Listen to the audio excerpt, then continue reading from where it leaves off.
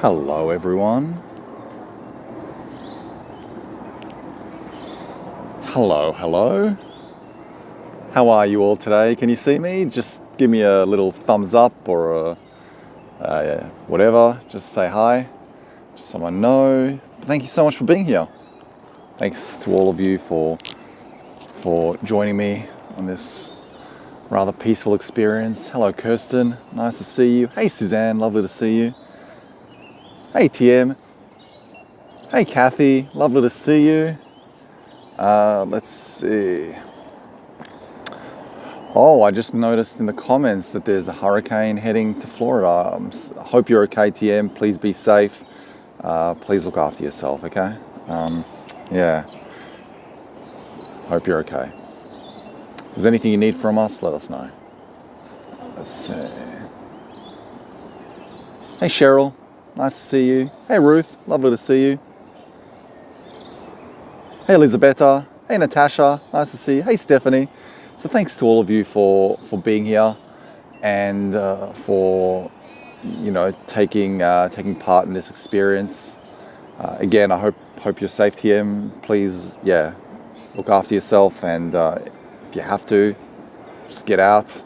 Just do what's best for you, please. So I appreciate you guys. It's nice to be outdoors with you again and explore, another part of the botanical gardens and just experience Zen in nature this time as opposed to in my apartment.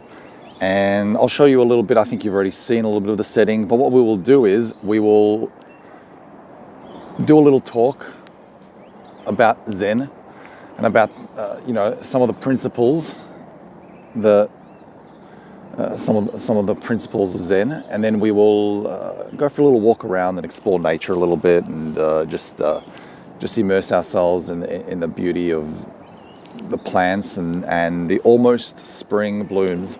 So I appreciate you guys, and thanks for being here. So it is nice to be outside. It is drizzling. The weather's, let me show you the clouds. It is a little cloudy, but it could be worse. So well, we're sitting underneath a beautiful fern tree, and here we have this lovely lake. And I'm gonna head a little bit closer to the lake, but it is a nice spot. You can hear the bird song, so it's going to help us a lot in enjoying this meditation to its fullest. So thanks again for being here. Thanks again for taking part in this meditation. I appreciate your company. I appreciate your you showing interest in this talk about Zen and about and in meditation. It is a different location, also zen-like, but just different, and I just like this. I like this location, not better, but I like it because we have at least 6 or 7 species of birds around us, so we'll get to enjoy some beautiful bird song as we go about this experience. So I want to thank you. Don't worry, there are no birds yet, but they will come as we meditate. Let's switch it back to me now. So thank you very much for being here. And this meditation is a Zenful. Well, this experience is Zenful, and we will hopefully immerse ourselves in a meditation along the way. Yes, a wide variety of plants, and we can explore some of them along the way as well. And Zen is one of the,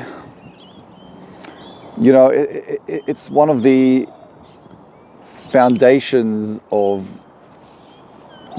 Buddhism. In many ways, the word Zen is synonymous with calmness and with tranquility and serenity.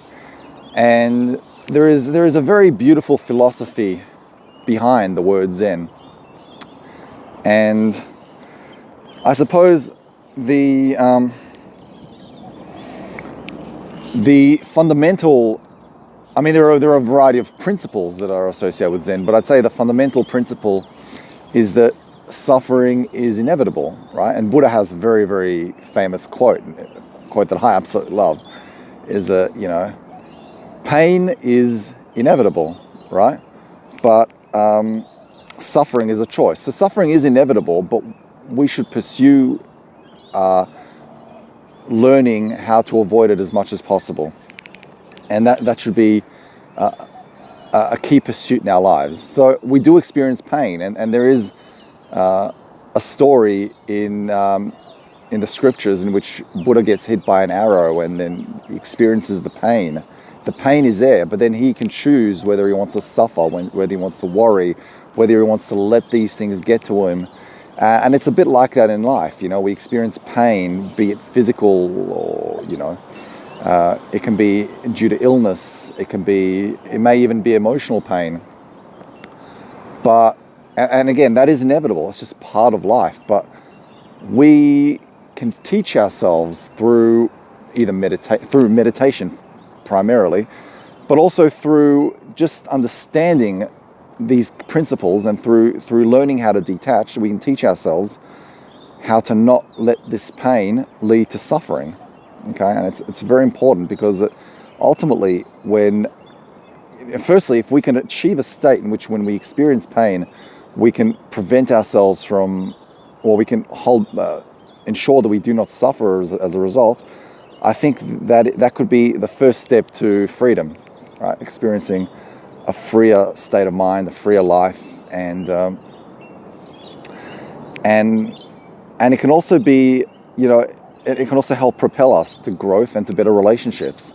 So yes, pain is always going to, it's always going to be a part of our life. We're always going to experience it at some point in our lives, and the suffering may come with it, but it may not if you work on yourself and if you see things a little differently. And by work on yourself, I mean meditate regularly. But where does this suffering come from? In many ways, suffering does come from attachments, right? So when we are overly attached, not only to things, but to places, to people, to ideologies, in many ways, we are seeking validation from external sources. We are seeking happiness from things outside of ourselves. And it does lead to short-term happiness, but ultimately it doesn't really give us the long-term fulfillment that we are seeking. And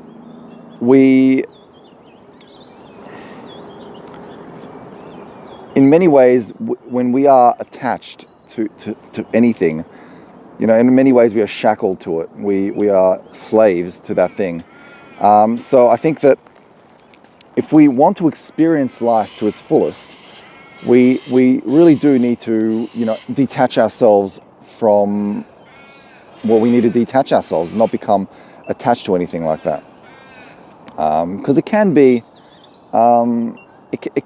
limiting, right? Because when you become attached to anything, in a sense, you become more vulnerable. You become vulnerable, and therefore you allow yourself to be hurt. And this brings me to our next principle. So when you're attached to something and you're open to being hurt,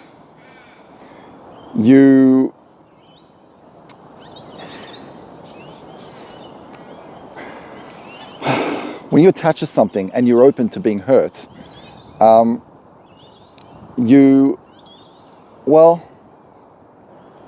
you become vulnerable, right? And it's so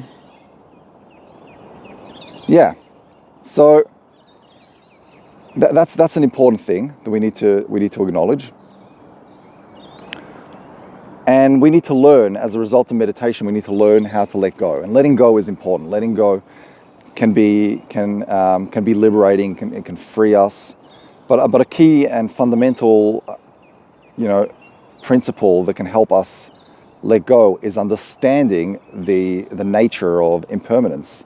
And that is basically saying that nothing in life, nothing in this world, nothing in life is permanent. So if nothing is permanent, if we are basically living in a life, in a world where things change on a regular basis, whatever it is that you may be attached to may disappear down the road or anything like that. And if you understand those principles, then you may see it less fit to be attached to things, because you're ultimately opening yourself up to suffering by being attached to those things.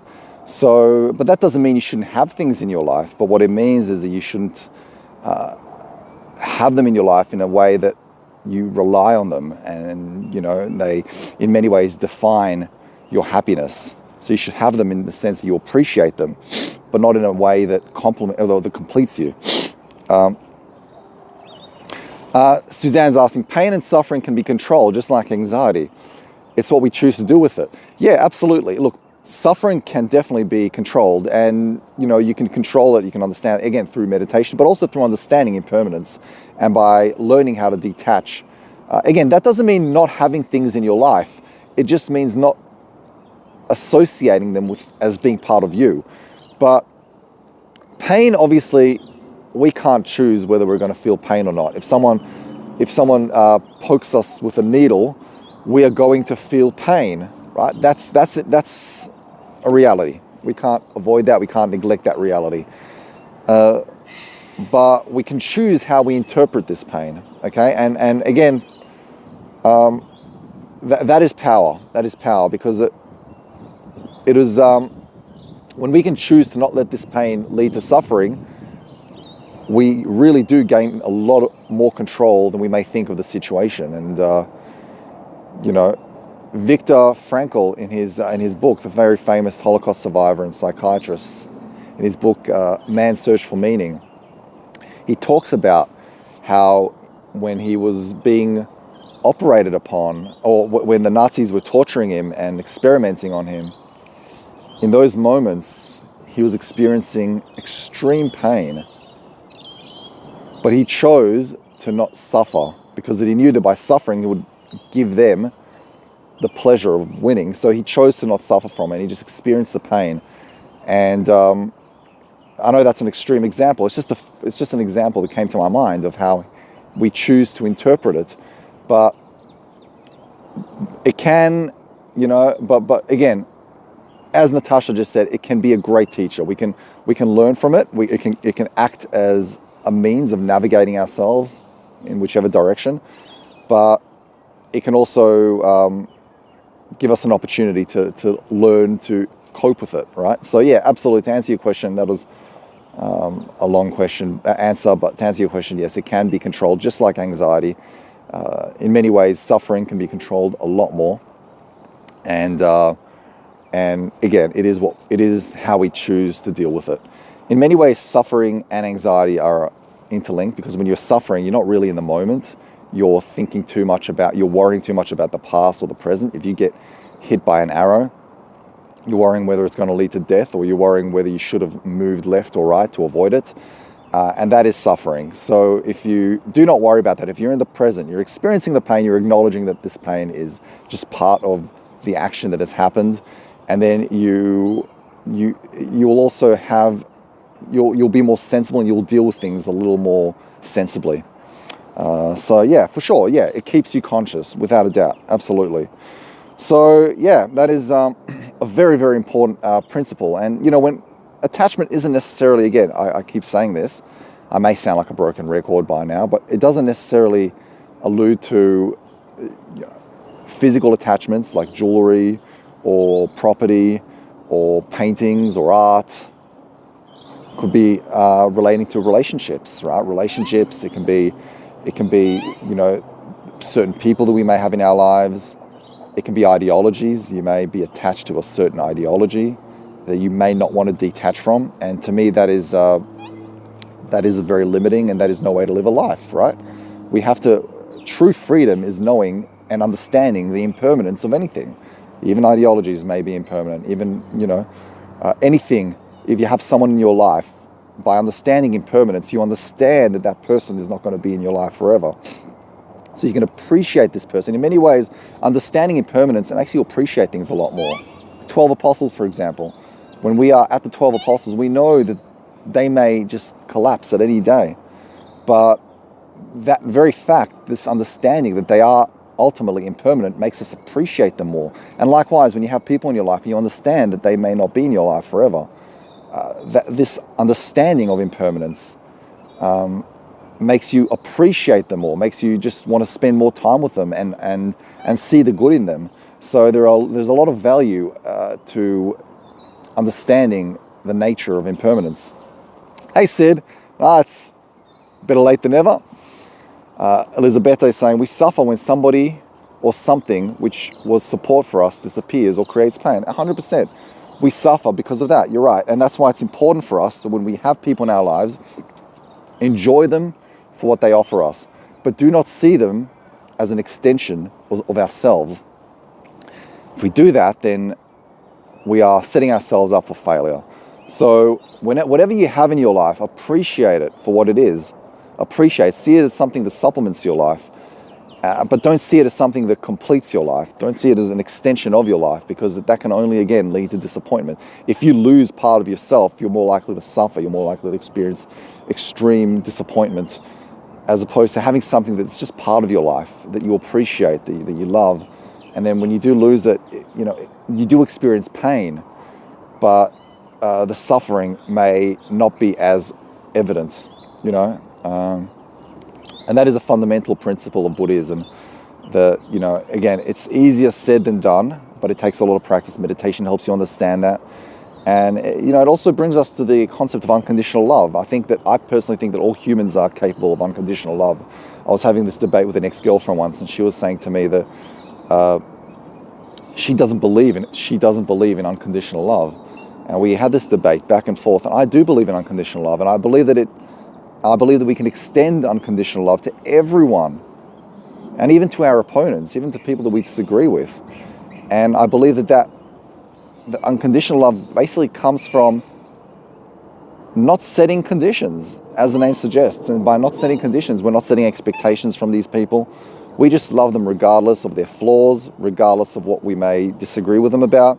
We love them regardless of, of how often they see us, or whether there is any form of reciprocation that is perfectly even or any equilibrium. We love them regardless, and that is unconditional love. And that also comes from not setting expectations, and it all ties in. It's like a cycle of it's like a cycle. So yeah.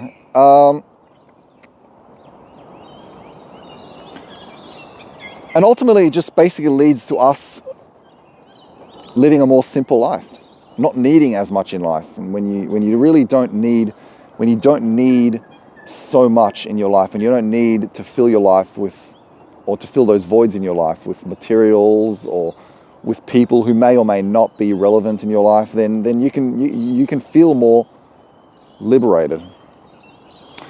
So Suzanne is asking, is unconditional love really rational? I think it is, Suzanne. I think unconditional love is rational. I think humans innately are loving creatures.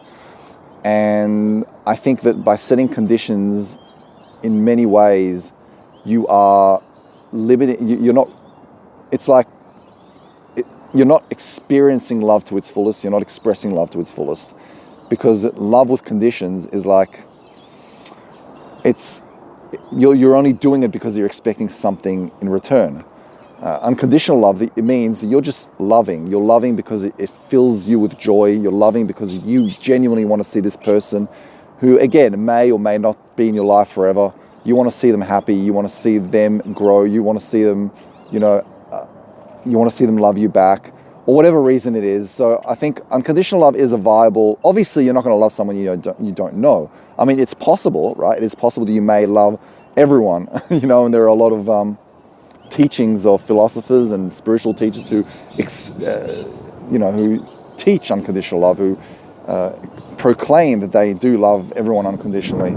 But I believe it is a very possible concept, and it's something that I've been working on a lot recently, just trying to love the people in my life without expecting anything, and just experiencing that. And I think it's very it's a very interesting thing, and it's a very timeless concept. It's a very, very timeless concept. So, yeah, I think it'll liberate us. I think it's a very liberating concept if you again detach yourself from what it is that you are so rigidly associated with. You can free yourself a little bit more.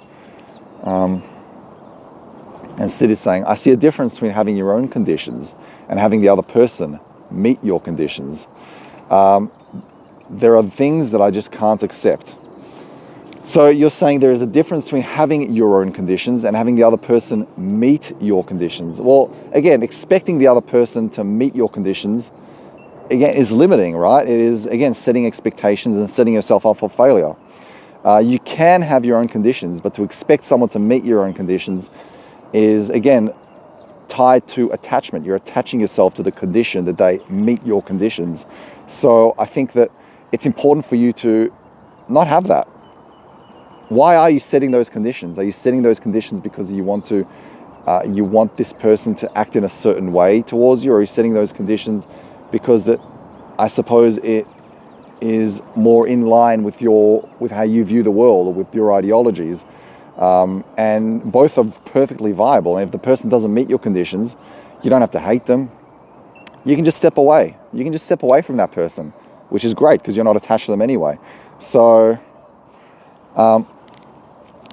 yeah, Sid is saying, I can't love a racist. It isn't something I could ever accept. I understand, yes. And if you have someone in your life who is a racist, you don't have to love them, absolutely. I mean, you get to choose who you love.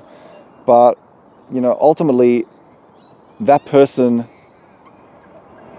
is racist because of how they view the world, because of their ideology. They have a very twisted way of viewing this world. And they could be a psychopath. You just don't know. But I think that,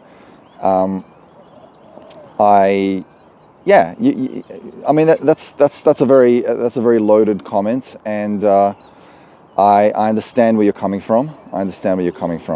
Yeah. Anyway, it is an interesting comment.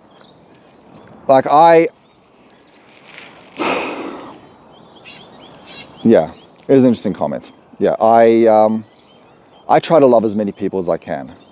And I mean, even in the Bible, Jesus said, I'm not Christian, but Jesus did say, love thy enemy. And I think that the opposite of love is hating, right? So I don't think it's productive to necessarily hate someone who has vile opinions or views. I don't think it's productive to hate them. Is it productive to just detach and let go from them? Yeah, that's probably a little bit more productive. But I don't think hate is an emotion that really gets us far in life. It's not an emotion that is productive, personally. That's just my opinion. And believe me, I met a lot of racists. I met a lot of anti-Semites in my life, being Jewish. But I just don't think it's productive to hate those people. So yeah, that's just my personal opinion, and it's fine. Fatima, it is commonly said that parents love their children unconditionally, but so many parents are so selfish, they don't let their children be free and be who they are. 100%, Fatima. It really is. Yeah, it really is. And they may believe that they love their kids unconditionally, but they are very limiting because they're attached to their certain set of ideals, because they're attached to those ideals, because they're attached to those, concepts of how they want their child to grow up. Again, it all boils down to those fundamentals, and attachment is one of them. Because of those attachments, they are holding themselves back from truly loving their kid. I mean, they do love their kid unconditionally. And even if their kid decided to do something else, their parents would still love them. Ultimately, the love a parent has for a child is unconditional, regardless of whether they, truly understand how to raise their kid or not. It is an unconditional form of love. They can just be a little selfish sometimes, you're right, by cornering their kid into wanting to pursue a certain path. And I think that can be, yeah. You don't have to hate, but you can ignore. You can, but as Fatima said, if a racist is in great need, I can help them, I will. Yeah, look, one way to look at it is racists are vile humans. Another way to look at it is they're just misguided people who may have been neutral at one point, and then someone may have guided them in the wrong direction and corrupted them. And I think that we have to be there to educate, and we have to be there to shine a light of positivity and show people a more positive way of looking at life. I genuinely believe that. And again, I've met some vile anti-Semites in my life who've said some horrible things about my culture and about my religion. And maybe it's just due to practice. Maybe it's just due to, my adopting certain philosophies. It could even be meditation, but I choose to not hate these people. I choose to just understand that they are misguided and that no one is born a racist. No one is born anti-Semitic. Okay? No one is. They've just been brainwashed. And when someone is brainwashed, you just have to be there to also shine a light, and in hope that they will see things a little bit differently. So that's how I see it. I think that completely, I want to be there if someone who hates Jews, for example. I can only speak on behalf of my people. Someone hates Jews. I want to be there for when I do have a chance. I want to be there to educate them and maybe help them see things from a different perspective. So, just my point of view. I'm entitled to it, and I could be wrong. I'm not attached to it. I could be wrong, and I think that we all have our different opinions, but I try to, again, look at the world from a point of love. So, and Elizabeth saying the love of a dog is unconditional. 100%. That is, in many ways, a true picture of unconditional love. 100%, Elizabeth. Very good point. I'm not saying hate, Alex. I'm saying that it isn't completely that I see love unconditionally. I believe in compassion, and it would be hard to love someone without compassion. It would be hard, but look, I believe that you can have compassion for people who may possess vile views, and when you do experience compassion for them, I think that you can open yourself up a little bit more to the possibility of loving them. That's just my opinion. I think that I agree that there are people with some vile opinions out there, and I've met them personally. I just don't think, and it takes, look, it's easy for me to say, and I can understand why it's hard for you to understand that, because it takes a lot of practice to get to this position. I used to be one of those people. I used to see someone who's anti-Semitic, and I used to be like, instantly, I hate this person. I don't want anything to do with them. I want to avoid them at all costs. I don't want anything to do with them. And but I'm not like that anymore. And that just comes from just me being living in a place in which I'm not, I'm not attached to the concept of just hating and not being open to educating them. So anyway, it's just my thoughts. It's not a big deal. Suzanne, you have a great outlook, Alex. Wish everyone did. Thanks, Suzanne. I appreciate that. And look, again, it didn't come to me overnight. And again, I believe the word racist or the word anti-Semitic is an arbitrary term in some ways, because I'll tell you why. There are really, really vile racists, and then there are people who see things a little differently. Like they're still racist, but I think that we just need to be open to educating them, and that's it. Anyway, 2 more Zen topics. Dogs are Zen, without a doubt. Animals teach you how to live in the moment. 100%. So why don't we, thanks for saying that, Natasha, why don't we take this as a lesson that we should just follow the mindset of dogs, and I think that'll be a great way to propel this forward. I'll just quickly read Sid's comment, and then we will proceed further. Sid saying, someone called me a liar and a fascist this morning on a news site. I didn't waste the energy to respond, but there is nothing I can say or do to change their views. Well, not in that moment, Sid. Absolutely not. That is their views, unfortunately, right? And they're attached to those views, and that is why I constantly preach not being attached to things, and that includes ideologies. These people are attached to their ideologies. They're attached to those views that they have, and a lot of people who may even be in this chat room are attached to their ideologies, right? And I think that it is a huge disadvantage, right? When you attach to something, you may even follow it when it goes to a place that is not good, like these people do when they spoke to you in this disgusting way. Now, you're obviously neither of those things, and I think you're an amazing guy. And I think that you do the right thing by not wasting your energy to respond to them. And there is nothing that you can say in that moment, because behind the keyboard, everyone's a hero, right? Everyone thinks that they are infallible behind the keyboard, invincible.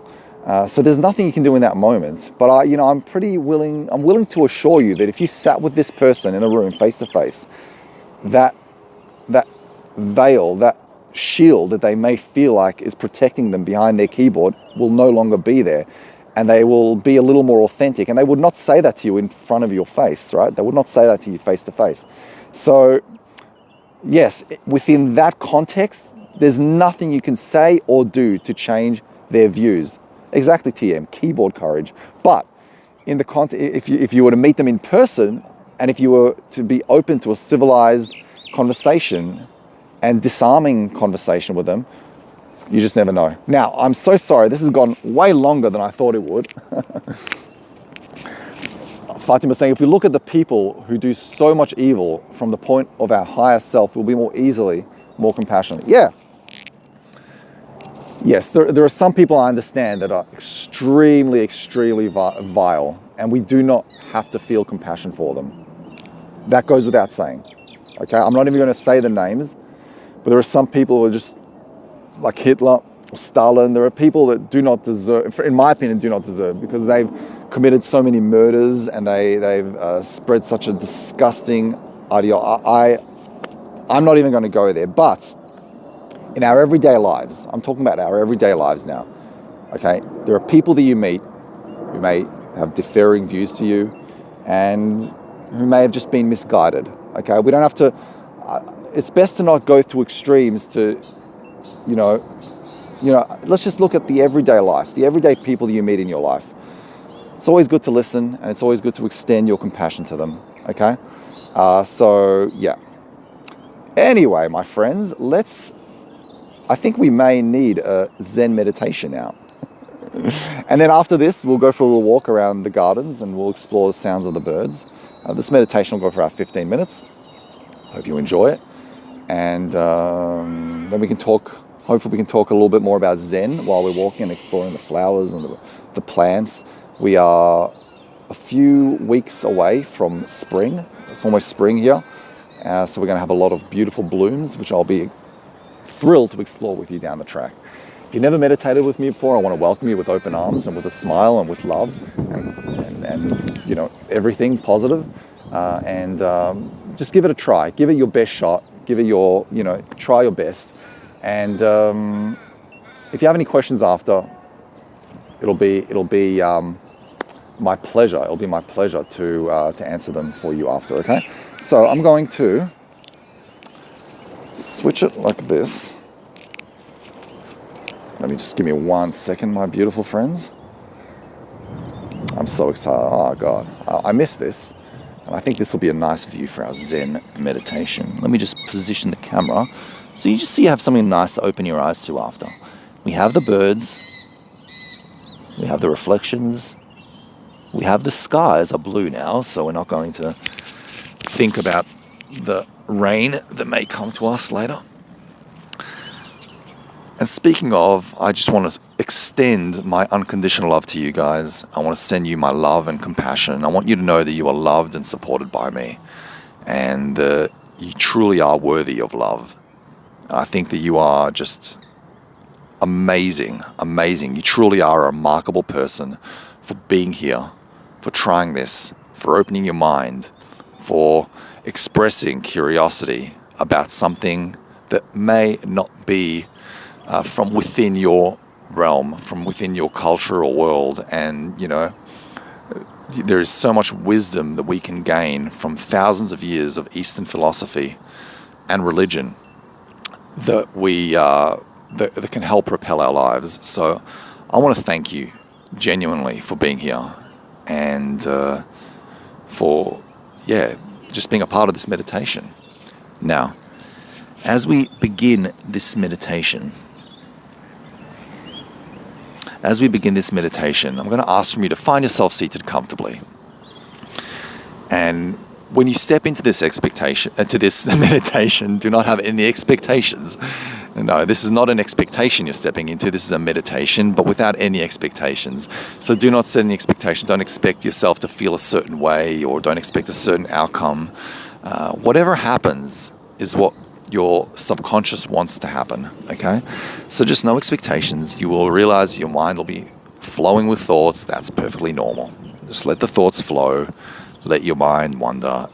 And when you do catch it wandering, just take note of it and go back to your breath, okay? I'm going to ask from you now to just take a deep breath in through your nose. And slowly exhale.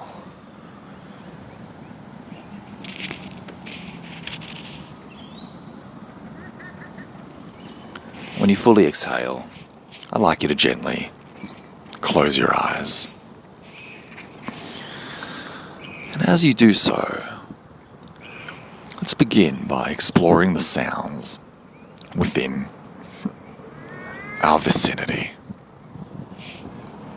Maybe the sounds of the birds from this garden or from anywhere within your space. I'll give you a minute to just explore the sounds and let them sink in. Enjoy them for what they are in the moment.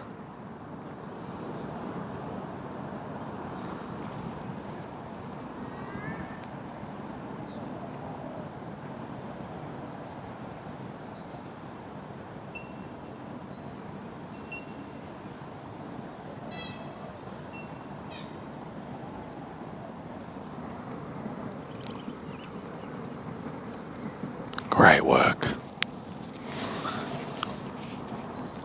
And now I'd like you to just notice your breath. Take note of where your breath is felt most distinctly. Where do you feel it the most coming from? The tip of your nose as you breathe in and out.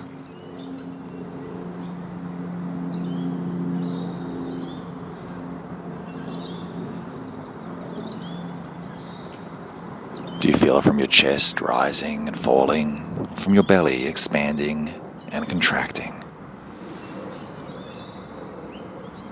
Just explore your breath. And you will notice that thoughts may be seeping in. That is perfectly fine. When that happens, just take note of those thoughts and gently go back to your breath. You may even label the thought, whatever helps you the most.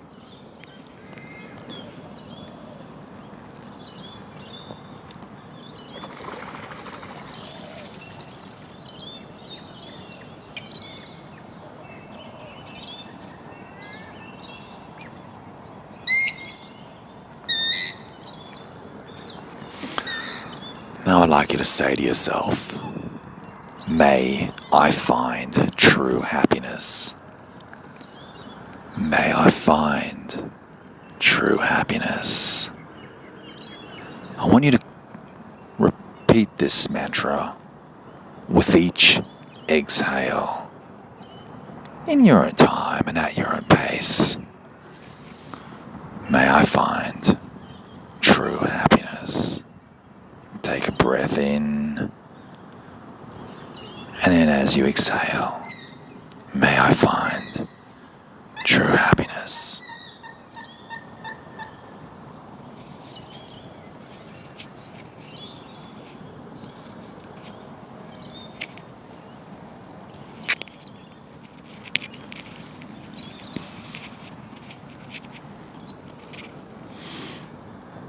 And remind yourself that true happiness is something that comes from within. This does not make it selfish. In fact, if you do find and develop the resources for happiness within you, you can then radiate it out to other people more effectively. In a sense, it means that you're actually helping the world by being truly happy. It's the kind of happiness that doesn't depend on taking anything from anyone else. You can only seek it from within yourself. That is true independence. Keep saying this mantra with each exhale. May I find true happiness.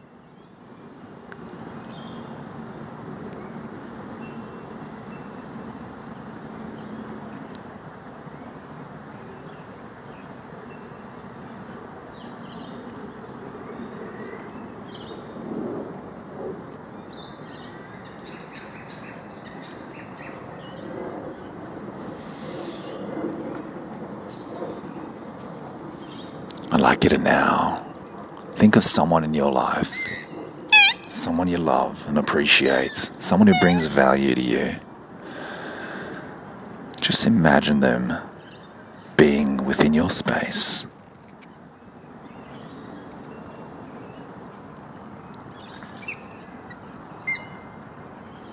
I just want you to imagine saying to them, may you find true happiness.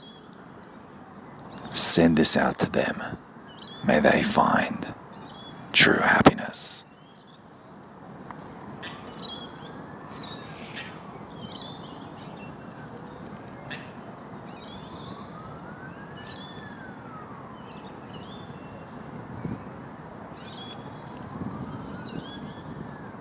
Now think of someone you may know but not have a concrete relationship with.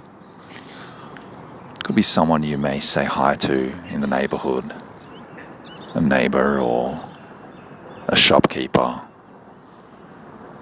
I want you to imagine this person, this being in your mind's eye. I want you to say to them, may you find true happiness. Take your time. Wish them happiness. And explore this feeling of what it's like to wish someone happiness. How do you feel when you do so? Does it come with difficulty? Or is it, in a sense, liberating?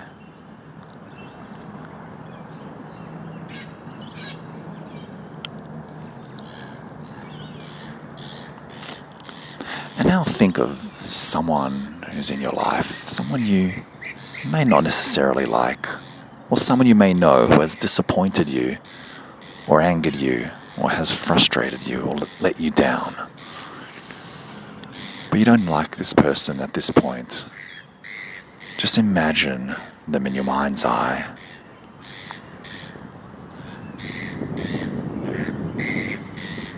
I want you to say to them, may you find true happiness.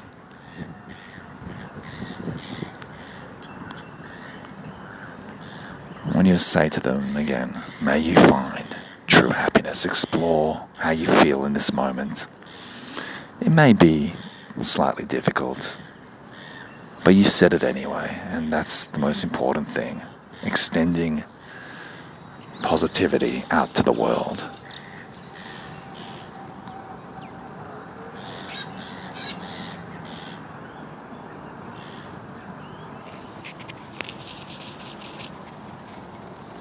Great work. And now, bring your attention back to your breath. I want you to notice the air flowing in through your nose, into your body, and out of your body, and explore the entire journey. Deep breaths in, and nice, controlled, deep breaths out.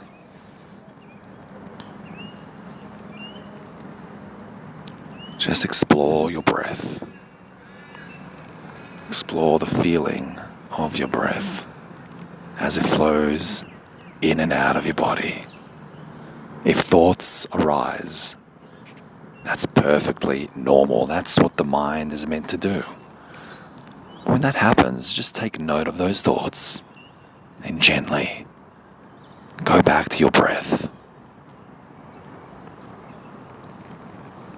Relax your muscles and focus on your breath at the same time, all while your muscles are relaxed. Deep breaths in, deep breaths out, nice and slow.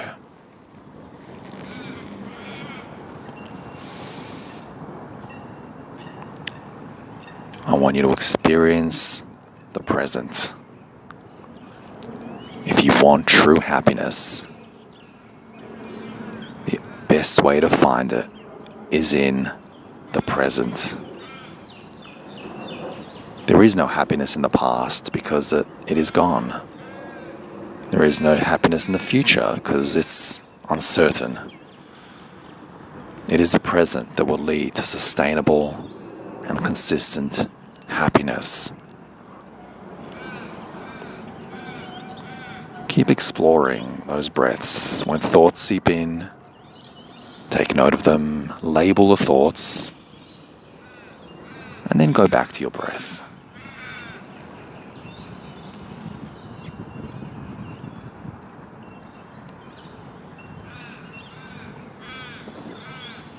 Feel the breath flow in and feel the breath flow out. This is mindfulness. Being aware of the breath as you breathe in and out. Soaking in the beautiful sounds of nature. That is mindfulness.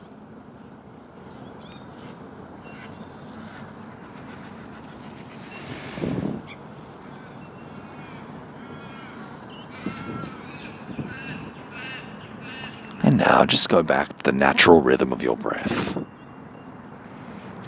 Just a rhythm that feels natural and comfortable. And stay with it for a while. Let the rhythm of your breath flow.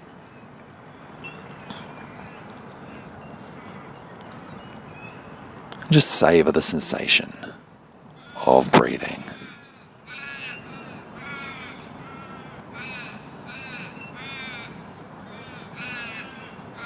Think of the breath not just as the air coming in and out of the lungs, but as the entire energy flow that goes through the body with each in and out breath. Every little texture, be aware of it. I want you to learn how to listen to your body and respond to what your body is telling you. If your body is tense, acknowledge that tension and then relax the tension. If your mind is wandering, acknowledge your mind's thoughts, label them, and then go back to your breath.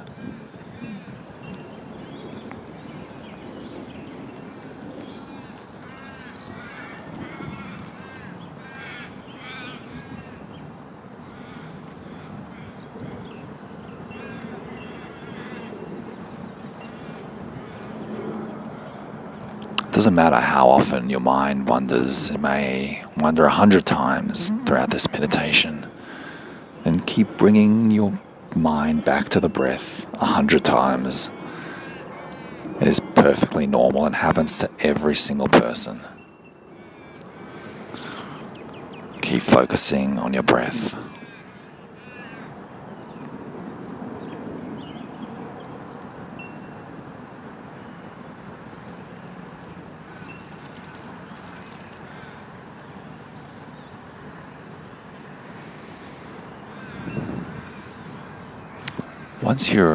As you're slowly achieving this flow of breath, I want you to take note of your body. Take note of your face and notice if there's any tension. Just relax your jaw.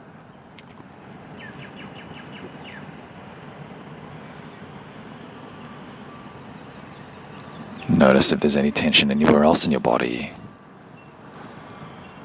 Your shoulders, your arms, your chest, your belly, your pelvis, your buttocks.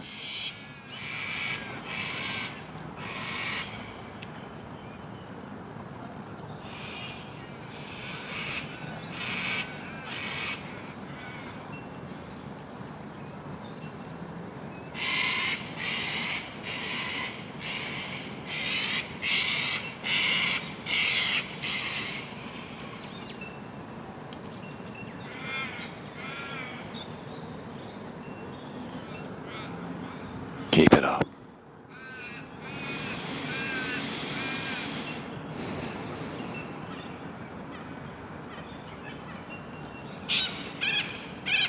Now I'd like you to take note of your belly. Just notice your belly rise and fall. I want you to imagine your belly as being like a balloon, and it inflates when you breathe into it, and deflates when the air leaves.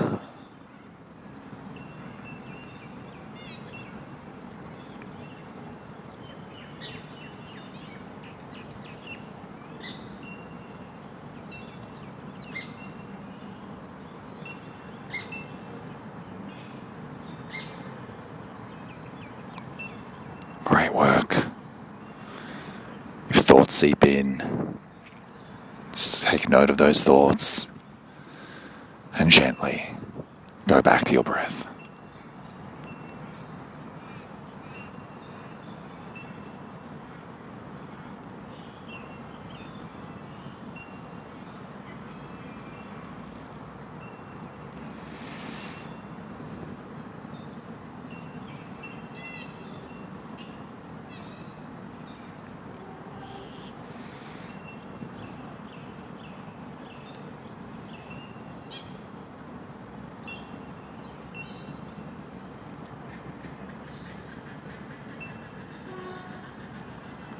Great work.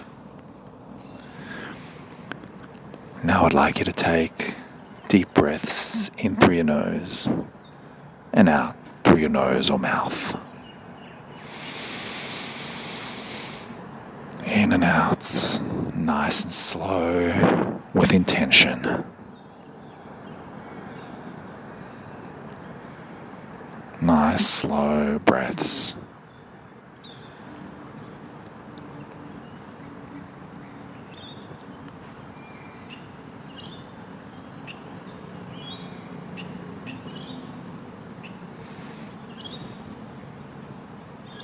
Great work.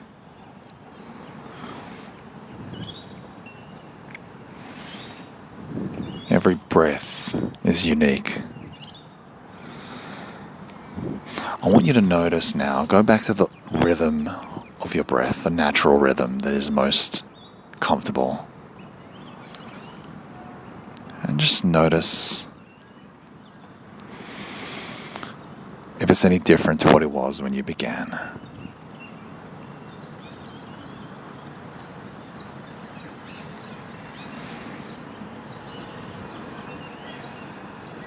See if you can notice if the exhale is shorter than the inhale, or if the inhale is shorter than the exhale. How long do you spend in between those breathing points?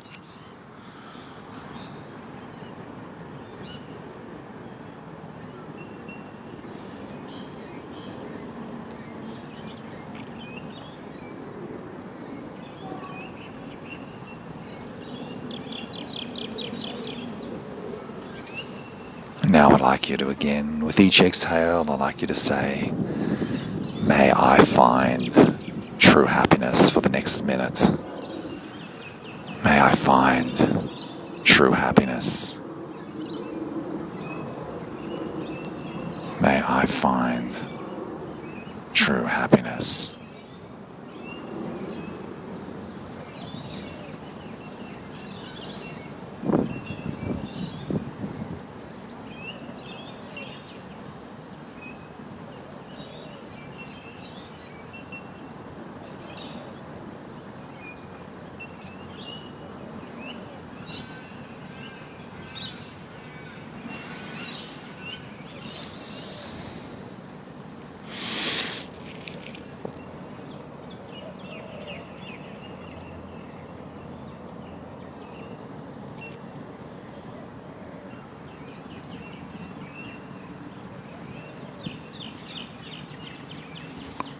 Great work.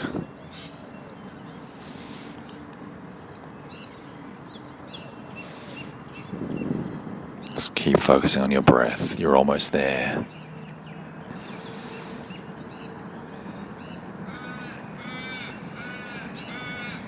Just thoughts do come. Just imagine your thoughts as clouds drifting across the sky. The sky is not attached to the clouds and vice versa. They just float by. In Zen philosophy, this sky represents emptiness, not nothingness, but the possibility of everything. Understand that we are all interconnected in this sky of emptiness.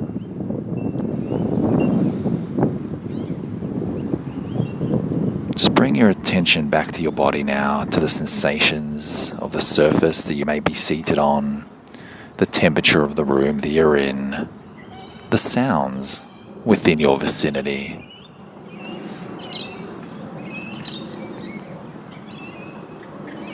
And gently open your eyes and welcome back your physical surroundings.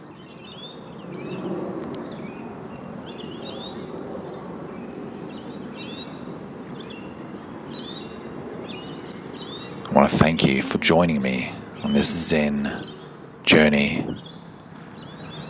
May you find peace and compassion in every moment, just as every moment finds peace in you.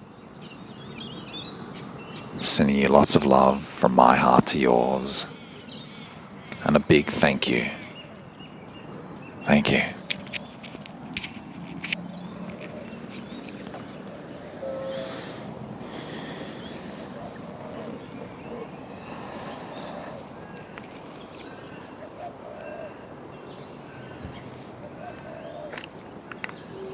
And it seems like we have brought about a beautiful day.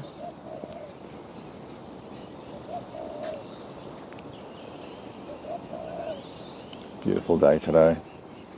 It's approximately 18 degrees. I can feel the sun rays now blanketing my cheek. I'm happy to venture out with you. I've got a little bit more battery to go. So I think this could be nice to just venture out a little bit and explore. I want to thank you again for being a part of this meditation, honestly. As I was saying to you before, it takes an open mind and a curious soul to want to explore and discover one's unique perspective. And I appreciate you being here. Thank you, Kathy. Thank you very much. And now we just get to enjoy our surroundings a little bit in this beautiful Zenful setting. You're welcome, Sid. Thanks for being here. Appreciate it. I hope you enjoyed the meditation. Oh, and look what I found over here. This beautiful flower. Looks like sea lavender to me. Am I right, Ruth? Oops. Oh. Let's go.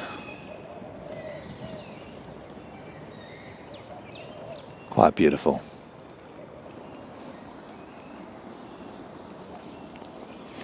So let's catch up on some of the comments. Suzanne saying, may you find true happiness to someone I dislike felt fake. I said it, but it did not come from the heart. I understand, Suzanne. And remember, it doesn't have to be someone evil. First thing I want to clarify, but I understand where you're coming from. And it can be very hard to sometimes, express any form of wishing someone well, someone that you don't like, someone that may have hurt you in the past or disappointed you. And I can understand that that's hard. And I can understand that it felt fake. But on a subconscious level, you've done something very good. You've extended, you've brought out a good part of yourself. So I think that, I think it is, you don't have to necessarily accept that person back into your life or even forgive that person. But I think that it's important and it's a good exercise to just learn how to practice flexing our compassion muscles. So I think you did very well, Suzanne. I know you're a very compassionate person, so it's I can understand it would have been hard. And this is actually loving kindness meditations can be metta meditations can be some of the hardest, and they can be a very hard meditation to get used to and to wrap our heads around. But I think it's just a good exercise for us in general to learn how to extend compassion to the world and not just to the people that we love. So I think but I think you did very well. And thank you for being honest. I really appreciate your honesty. And Elizabeth is saying the same thing. The third wish was hard. I understand, yeah, and it's not a favorite for many people. But not every meditation has to be, a walk in the park. Sometimes meditations have to challenge you a little bit, and only through being challenged we can grow and we can learn more about ourselves. So for sure. But thank you very much for that. I appreciate it. You're welcome, Stephanie. Thank you so much for being as part of this meditation. Thank you, Fatima. I'm glad that you enjoyed it. Yeah, it was.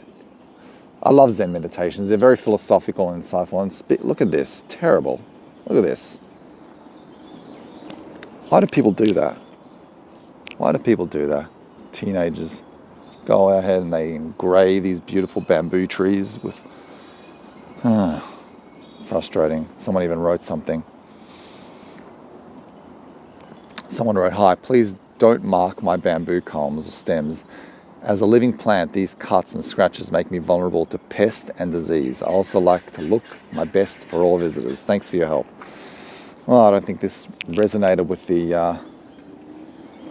the selfish kids who did that. Let's keep walking a little bit for like at least 10 minutes.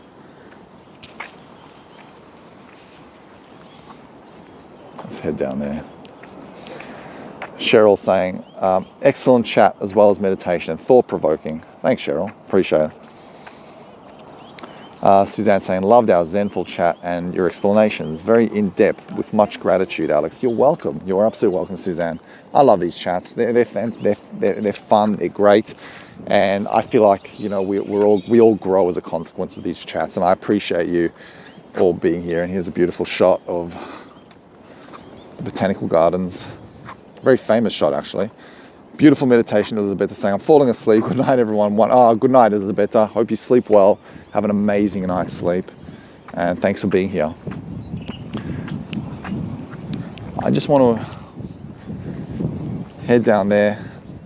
It was a very interesting, and in my opinion, it was that's a nice shot. I'm going back to the good old postcard days. But I do appreciate this.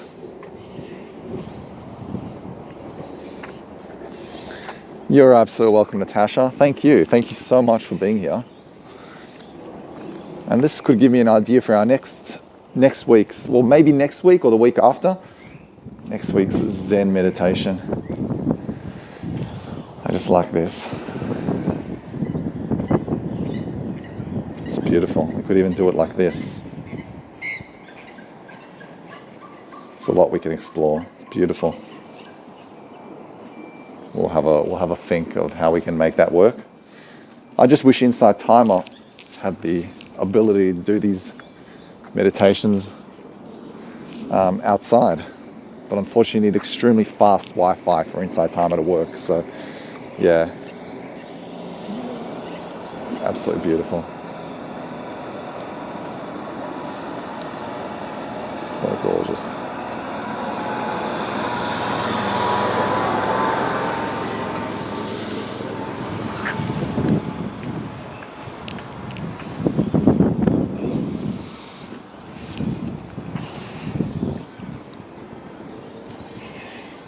So beautiful. If you have any questions about Zen principles that we discussed, then by all means. There is a slight delay here, but I'll just give it a few seconds in case you've asked me a question so I can answer. In the meantime, let's just enjoy this beautiful.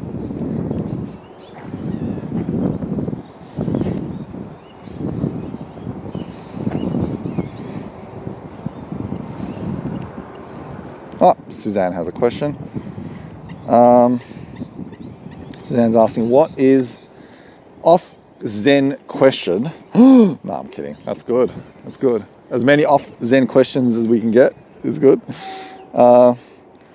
What is a curtain chanting meditation, and where did it originate? Ah, right. It's a great question. The curtain chanting meditation is basically, from what I understand, a form of a devotional singing, and it's usually it originates from Bhakti yoga, and which is in India. So it originates in India, Suzanne, from the Bhakti yoga tradition, and in many ways, again, from what I understand, I haven't read about kirtan chanting in a while, but from what I understand, it played a very big part in the evolution of other spiritual sects like Hinduism, Sikhism, and other religions. And the idea behind the kirtan meditation is basically, obviously, you use mantras and use divine states to create. Use names, divine names, to create states, a meditative state. But usually you'd have people in a group, and there would be a leader, like a vocalist, and they would even have musicians in the background. That's a beautiful shot. Oh my God! And they would chant. In synchronicity together as a group. And it's, aside from being a very productive and effective and spiritually heightening form of meditation, or of a mantra meditation, it also sounds beautiful. It's, and I find the Hare Krishnas practice that a lot, and you hear them, they walk around our city and they chant, and they do it so musically and beautifully, and it's very catchy. It's beautiful, beautiful music, and it engages the audience, it engages passerbys to also want to be part of it. It's one of those meditations that you're obviously fulfilling yourself, but you're also extending it to other people, and it's beautiful because it fosters the sense of happiness, love, and compassion, and peace. Really, not just inner peace, but outer peace, and it connects you to other people. So it's just a fascinating mix of musical art and meditation. And yeah, it has gained a slight global popularity recently. So it's not really it has gone beyond its Indian roots, and it now really has, it's something that we now are experiencing and enjoying as a secular society, which is great. I hope that answers your question. Yes, TM, Lawnmower Man strikes again. Absolutely. Cheryl saying it's great getting back outside from it. Absolutely, Cheryl. I feel revived being out here with you guys. Absolutely. Lynn is saying, is releasing our negative thoughts and wishing others well open us to create Zen in our own lives. Absolutely, absolutely, Lynn. So the thing is, as humans, we are in our best state when we are obviously happy, when we are in a state of positivity. That's when we can express ourselves to our fullest. That's when we can bring out the most of ourselves. And that is when we can actually impact other people and bring out the best in others. So I think that it is not only beneficial for us to release our negative thoughts and consequently, or following that, wish well upon others. But when we do wish well upon others, in many ways, it brings out, it makes us see ourselves in a more positive light. It makes us see the world in a more positive light. And that may spark more, a chain reaction of positivity in our lives. So yeah, hope that answers your question, Lynn. Lynn's asking, is wishing others well release us to achieve Zen? Oh yeah, so you're asking that again. Yeah, so there you go. So yeah, absolutely. When you wish other people well, it fulfills you, and again, it causes this spark that causes a chain reaction of positivity in your life and in their lives as well. And it all starts small. Absolutely love our Zen meditations in nature. Beautiful. Thanks, Suzanne. I appreciate that. I love them too. I don't want to leave you guys now, but I do have to head to the studio in the library now because I want to do more recordings. I submitted a third eye chakra meditation, but they Insight Timer rejected, not because of the meditation, the picture wasn't good. They didn't like the picture. So I'm going to change the picture and hopefully they'll upload it. And then I am going to record more meditations on Insight Timer. So yeah, check out my Insight Timer. There's more coming up. And it just takes weeks sometimes for Insight Timer to approve them. They're just very popular. I think they're up to 30 million app users and subscribers. So they're very, very popular. It's just they have like 18,000 meditation teachers on the platform. So it's a lot to deal with on their end, and I understand. So peaceful and beautiful. I agree, Kathy. It's beautiful. Absolutely stunning. So, if you have any questions, so far you've asked some amazing, amazing questions. I'm very, very grateful for you. So thank you very much.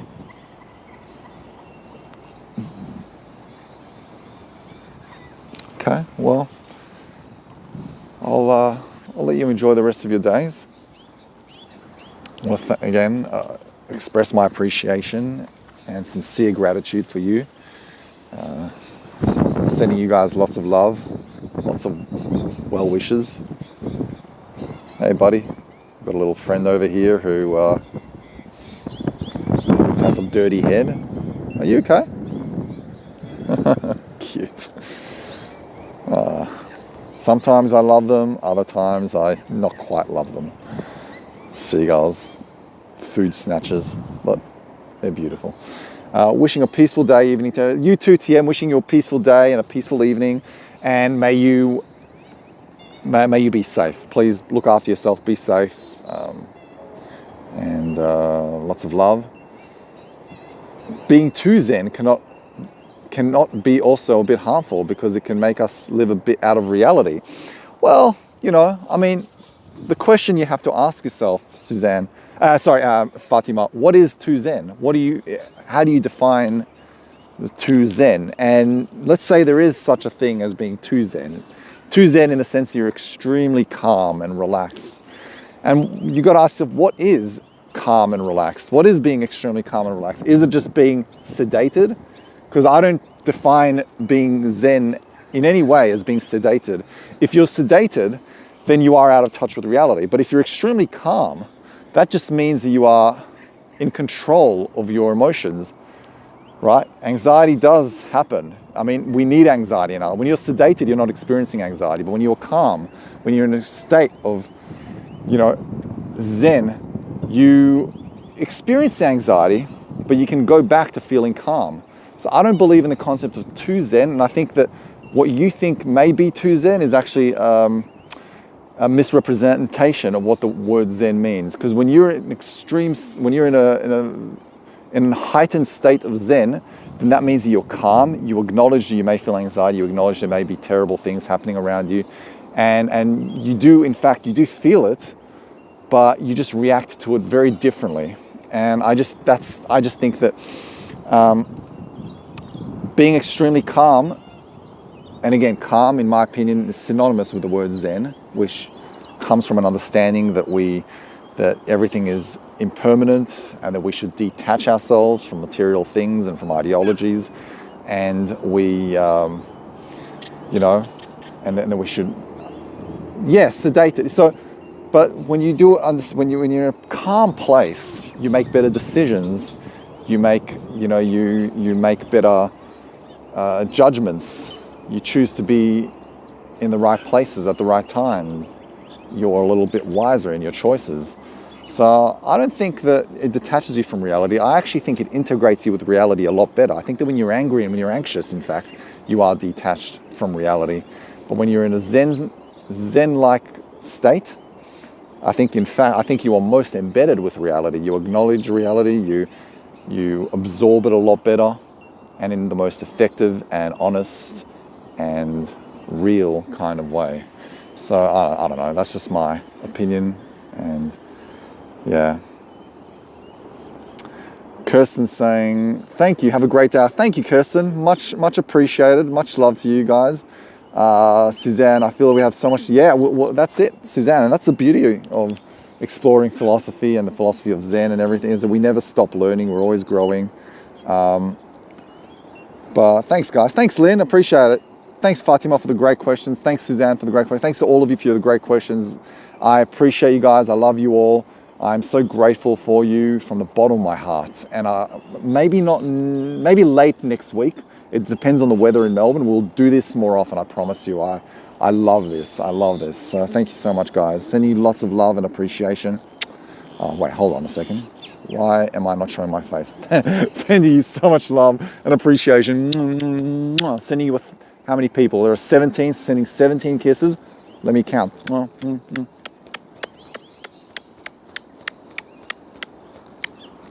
That was 17 kisses, one to each and every one of you.